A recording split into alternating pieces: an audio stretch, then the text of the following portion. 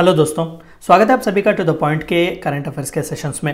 पिछले चंद दिनों से हम इंपॉर्टेंट इंटरनेशनल एनवायरमेंटल कन्वेंशंस और ट्रीटीज़ के बारे में बात कर रहे हैं और उन चंद इंपॉर्टेंट समिट्स के बारे में भी बात किया हुआ था हमने। आज के इस वीडियो में हम बहुत ही एक इंपॉर्टेंट समिट के बारे में बात करेंगे जो कि रियो समिट भी कहा जाता है या फिर United Nation conference on environment and development भी से कहा जाता है। ये रियो डी जेनेरियो जो कि ब्राज़ील में है, वहाँ पर यह समिट रखा गया था फ्रॉम 3 to 14 जून 1992। हम जानने की कोशिश करेंगे कि दरअसल रियो समिट इतना क्रूशियल क्यों है। आज जितने भी इंपॉर्टेंट हम कन्वेंशंस देखते हैं, अगर मैं बेस्ट कह सकूं तो इस रियो समिट के आउटकम्स में चंद इंपॉर्टेंट 3 कन्वेंशंस थे जिसे सिस्टर कन्वेंशंस भी कहा जाता है। एक United Nation framework convention on climate change UNFCCC भी कहा जाता है। दूसरा United Nations convention to combat desertification UNCCD भी कहा जाता है। और तीसरा United Nation convention for biological diversity for protection of biological diversity UNCBD भी इसे कहा जाता है। ये 3 बहुत ही क्रूशियल कन्वेंशंस हैं जो कि अलग अलग इश्यूज से डील करते हैं। आप इन सभी के बारे में वीडियोस जो है हमारे YouTube चैनल पर आपको मिल जाएंगे। मैं आपसे रेकमेंड करूंगा कि आप ये वीडियोस भी देख लें। तो आइए जानते हैं रियो समिट कब हुआ था, क्यों हुआ था और इसके इंपॉर्टेंट आउटकम्स क्या थे।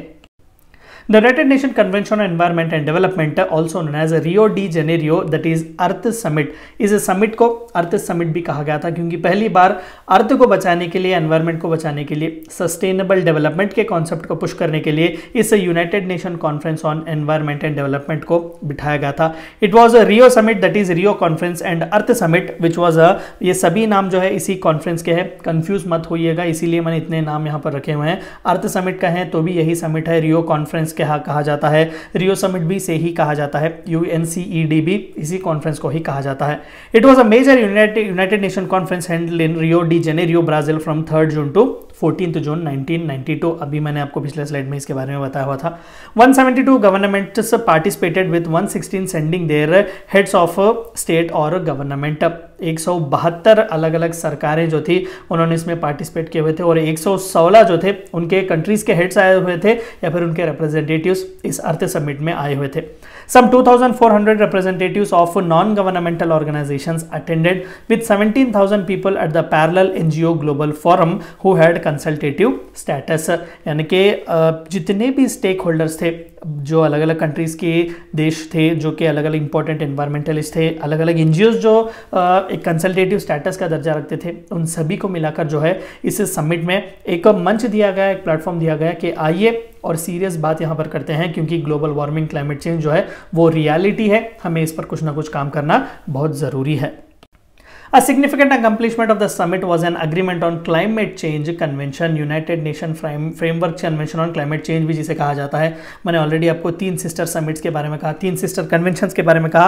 आपको सभी तीनों भी कन्वेंशंस जो है हमारे यूट्यूब चैनल पर मिल जाएंगे। Which in turn led to Kyoto protocol and Paris agreement. ये दोनों भी जो है आपको हमारे यूट्यूब चैनल पर मिल जाएंगे। क्योटो प्रोटोकॉल क्या है, उसमें किस तरीके के मैकेनिज्म्स है, और पेरिस अग्रीमेंट जिसे कॉन्फ्रेंस ऑफ पार्टीज 21 भी कहा जाता है जो कि फ्रांस पेरिस में हुआ था 2015 में, उसके बारे में भी जो है हम एक अगले वीडियो में डिस्कस करेंगे जो कि आपको इस यूट्यूब चैनल में अवेलेबल होगा। तो ये सभी क्योटो प्रोटोकॉल, पेरिस अग्रीमेंट और तमाम जितने भी इंपॉर्टेंट कन्वेंशंस जो है हम फर्दर बात करेंगे, सभी इसी रियो समिट से जुड़े हुए हैं। This summit led to the development of following documents. Important documents जो है वहां पर पब्लिश किए गए थे, उनके बारे में थोड़ा बहुत जानते हैं। Rio declaration on environment and development, it contained 27 principles that were supposed to guide countries in future sustainable development. देखिए ये बस एक समिट था, समिट का माना एक गैदरिंग है। तो इस गैदरिंग में सबसे पहली बार एक चीज को एक्सेप्ट किया गया था कि yes, global warming is reality. जो स्टॉकहोम कन्वेंशन में हमने बात किया हुआ था 1972 में, जो रिपोर्ट्स हमें ब्रेटलैंड कमीशन ने दिए हुए थे 1987-1989 के टाइम फ्रेम में, जिसे जो है सस्टेनेबल डेवलपमेंट का कॉन्सेप्ट पहली बार दिया गया था। तो ये सभी जो है पहली बार इंटरनेशनल फ्रंट पर एक्सेप्ट किया गया था और ये लोग चाहते थे कि नहीं, हम कुछ सीरियस स्टेप्स लें, ऐसा नहीं कि बस हमने इसे जो है एक्सेप्ट किया और छोड़ दिया, इस तरीके से ना करें। तो चंद 27 प्रिंसिपल जो है इन्होंने बनाए हुए थे इस डॉक्यूमेंट में कि हर कंट्री को इन प्रिंसिपल्स को फॉलो करना ही चाहिए ताकि एनवायरनमेंट को सस्टेनेबल बना सके, ग्लोबल क्लाइमेट चेंज जो है उसे टैकल कर सके। दूसरा जो था सबसे इंपॉर्टेंट वो था एजेंडा 21। तो इस एजेंडा 21 दरअसल क्योटो प्रोटोकॉल वगैरह जो हम कहते हैं वो इसी एजेंडा 21 से ही कहीं ना कहीं हमें आगे फर्दर रिजल्ट्स की तरह देखने को मिलते हैं। तो इस एजेंडा 21 में जो है it is an action plan के 21वीं सदी में किस तरीके का एक्शन प्लान होना चाहिए, action plan concerning sustainable development. तो सस्टेनेबल डेवलपमेंट जो है किस तरीके से हम आज रिसोर्सेस को इस्तेमाल कर सकते हैं ताकि कल नेचर को किसी भी तरीके का एडवर्स इफेक्ट ना पहुंचे। हमने सस्टेनेबल डेवलपमेंट पर भी एक वीडियो बनाया हुआ है, आपको A to Z नॉलेज वहां पर मिल जाएगी इसी यूट्यूब चैनल पर, आप जाकर वो वीडियो देखिएगा। But it is non binding, मैंने कई बार कहा है अपने वीडियोस में, इस बार भी कहूंगा कि नॉन बाइंडिंग जब आप रखते हैं तो इतना सीरियसनेस जो है वो नहीं आता, लेकिन फर्दर बाकी के जो प्रोटोकॉल्स हैं वहां पर आप binding agreements, binding rules and regulations बना सकते हैं। तीसरा जो सबसे इंपॉर्टेंट डॉक्यूमेंट रिलीज किया जाता है वो था forest principles for conservation sustainable development of all types of forest. तो फॉरेस्ट के बचाने के लिए भी, फॉरेस्ट को कंजर्व करने के लिए भी चंद इंपॉर्टेंट प्रिंसिपल जो है दिए गए थे इस रियो समिट में। ये थी चंद बातें आपको जाननी थी रियो समिट या फिर अर्थ समिट जो कि 1992 में रखाया गया था। Thank you for watching my video.